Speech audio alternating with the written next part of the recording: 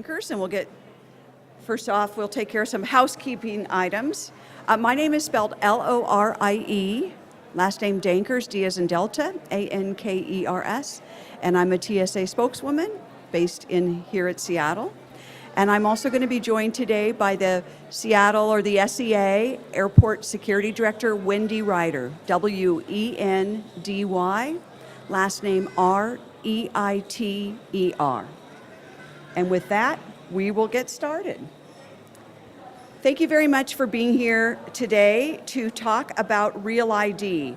I've told many of you already, we've been talking about Real ID for several years, and it's finally time for enforcement to begin. It will start on Wednesday, May 7th, 2025 at airports across the country. We've been talking about Real ID for a long time, but a lot of people don't know what it is. And that is, Congress passed the Real ID Act in 2005, and it was based on recommendations from the 9/11 Commission. The Act established minimum security standards for state-issued driver's licenses and identification cards. The Real ID Act also prohibited federal agencies, including the TSA, from accepting driver's licenses or ID cards that do not meet those minimum standards. So in a nutshell, when you use a driver's license that it meets the Real ID standards, it's proof that you are who you say you are. Real ID is intended to improve the reliability and accuracy of driver's licenses and identification cards while inhibiting the ability of those who want to defraud the system from being able to do so. So what can people expect on May 7th, 2025 when Real ID requirements are enforced at the federal level? Travelers who are 18 and older, who are Washington residents, and they want to use their driver's license or state-issued identity card to verify their identity at any airport across the country, will need to show a Washington enhanced credential to the TSA officer at the security checkpoint. The enhanced driver's license is Real ID compliant. However, I want to stress that TSA accepts multiple forms of identification beyond a state-issued driver's license or identity card. That includes the U.S. passport or the passport card, active duty military credential, also referred to as the CAC, as well as credentials that are issued to military dependents. A DHS trusted traveler credential, such as your global entry card or your Nexus card, a lawful permanent resident card or a border crossing card, a foreign government issued passport, a Canadian provincial driver's license or Indian and Northern Affairs Canada card, a veteran health identification card, and the list goes on. The full list of acceptable identifications is available at the TSA website, tsa.gov. We encourage people to review the list to see what types of ID they may have access to. Passengers who present a state-issued identification that is not Real ID compliant and who do not have another acceptable form of identification can expect to face delays, additional screening, and the possibility of not being permitted into the security checkpoint if your identity cannot be verified. The length of the delay will be determined by the number of other travelers who do not have a Real ID compliant card or any other form of identification that TSA accepts. Now let's do the math. TSA estimates that 81% of travelers are ready for the Real ID enforcement.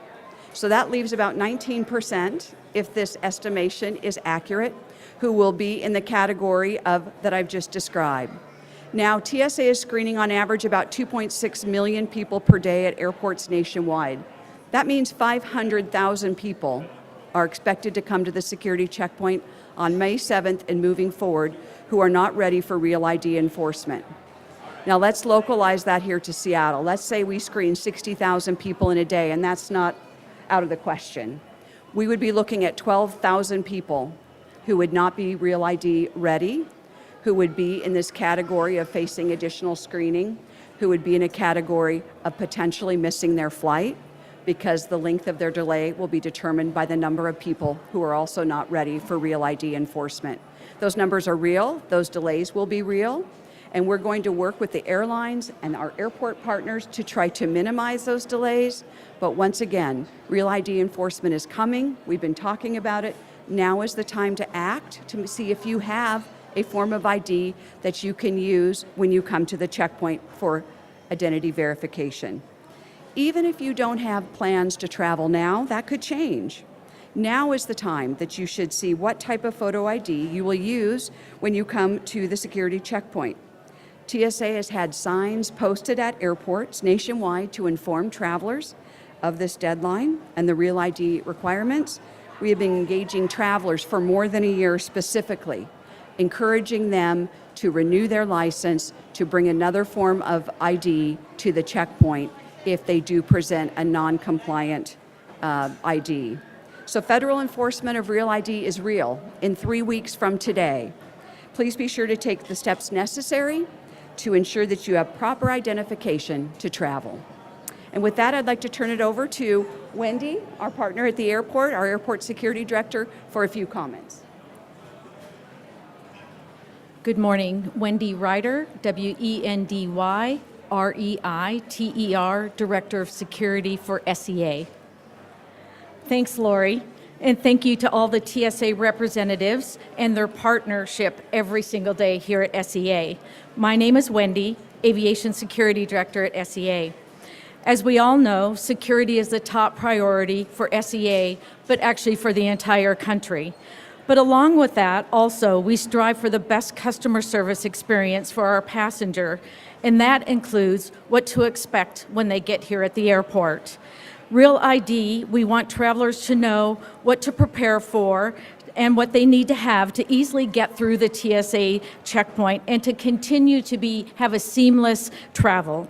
We want to re-emphasize to everyone to look ahead to determine that they have the correct ID for the upcoming May 7th start for Real ID. Check your IDs and do what you need to do to connect with the Department of Licensing or review online to make sure your travel will be easy. While you are here, if you have questions, we encourage you to reach out to our customer service team.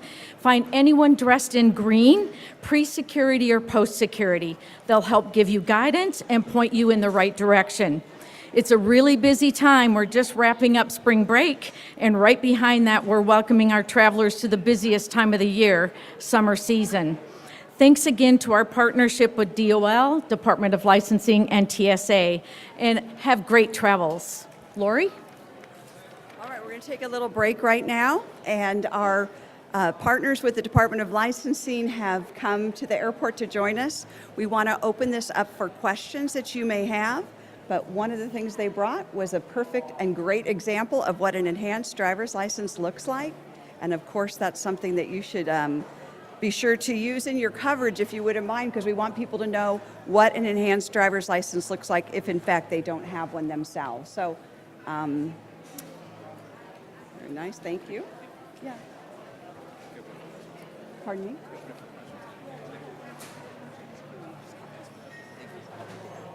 All right, so we're going to open it up for Q&A right now, and I'm going to ask Wendy and then Nate Olson from the Department of Licensing, and we'll determine who the best person is to answer all of your questions. So who would like to go first? Kai?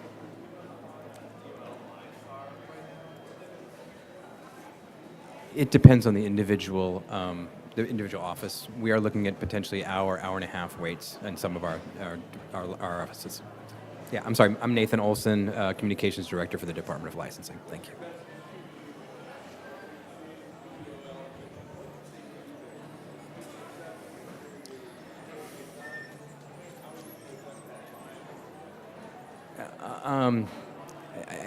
Unfortunately, I think the best answer is patience. Right now, our appointments are filling up pretty fast.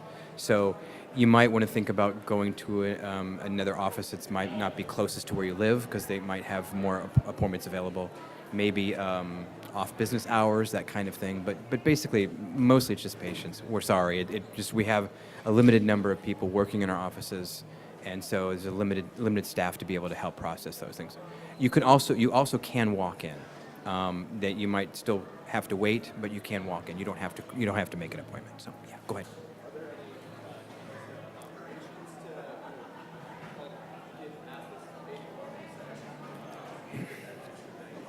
Yeah, no operations from our end.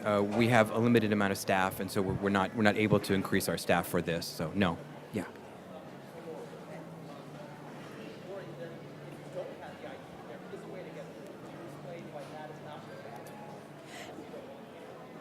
Yeah, the question is, if you don't have a real ID or another form of ID, should you do when it comes time to go through the checkpoint? Is that correct?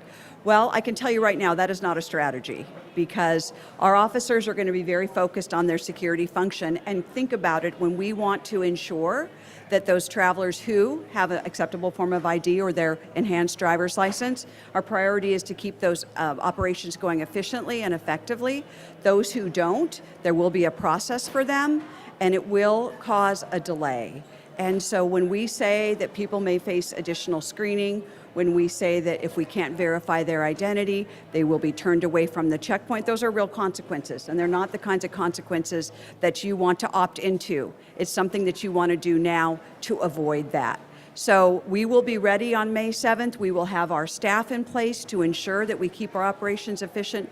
We'll be working closely with the customer service staff, Wendy's staff at the airport, to make sure that anything we can do to keep things moving smoothly will occur, but nothing will negate the fact that those who do not have their enhanced driver's license or passport here in the state of Washington, that you will face delays.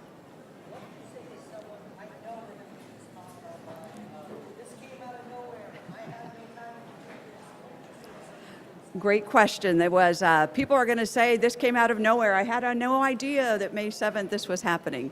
I would say that those people have been living under a rock, because we have been talking about this. I checked my own files back to 2017. And I do admit that the deadline has changed multiple times for a variety of reasons.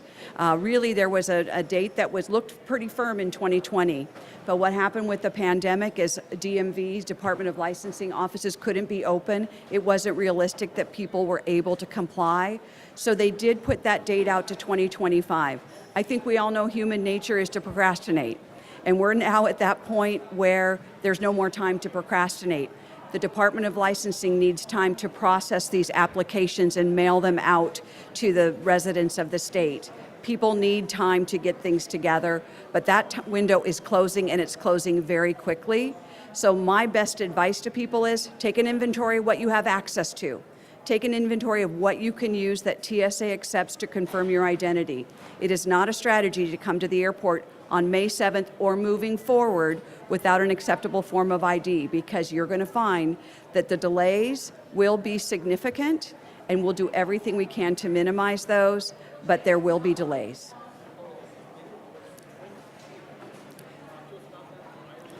Right. So the Real ID Act was passed in 2005, but TSA and the Department of Homeland Security worked with state licensing offices to come up with a design to make sure that it adhered to the federal standards. So it hasn't been 20 years since we've been waiting for enforcement, but it has been 20 years since we started talking about this very issue. And you know, if you think about what's behind Real ID, it set those minimum security standards for state-issued credentials, and that strengthens the overall security posture of that.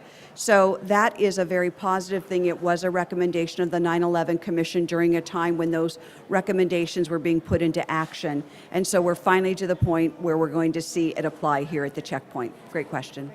James? Oh, okay. Any other questions? This is your chance. Yes.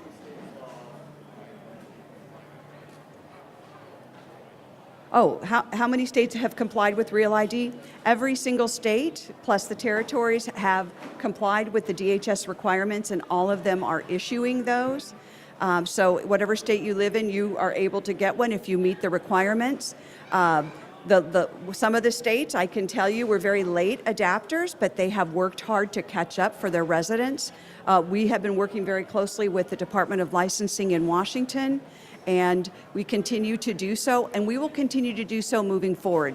Something I want to point out is most people will not be traveling on May 7th. Wednesday is one of our lowest passenger volume days across the country at airports. But I know what's happening that next weekend, which is Mother's Day, so people might be flying that weekend. We have Memorial Day at the end of May, and then we go into summer travel And let me remind you, 4th of July is a Friday this year, and it's going to be a very, very busy travel time. So even if you can't get a real ID and enhanced driver's license by May 7th, don't let that deter you. Do it ahead of your next trip. Even if you don't have plans for that trip, now is the time to get in the queue to make that happen, because this is going to be the rule moving forward. This is not temporary.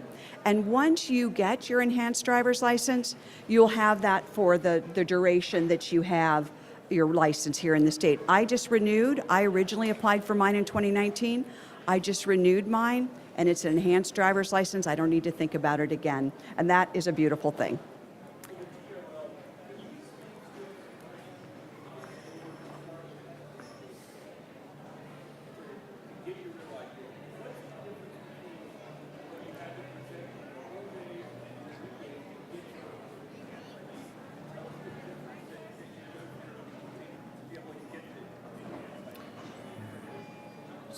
The question is, what was the difference between going into the office and getting an enhanced ID versus an old ID? I think I may have to phone a friend for that one, because I know proof of citizenship is one of them, but I'm going to ask my my media relations manager, who's worked on this a little bit more. Her name is Chris Anthony. She works for the Department of Licensing too. So, difference between enhanced and standard, and what you need to bring in if you go into it. Oh, okay, yeah. So in enhanced driver's license, you're required to prove citizenship, and that's through usually a certified birth certificate, and you have to bring in, I think, proof of residence. We do have a document checker on our website that will walk you through exactly what documents you need to bring in with you. A standard driver's license, you just have to be able to prove Washington State residence.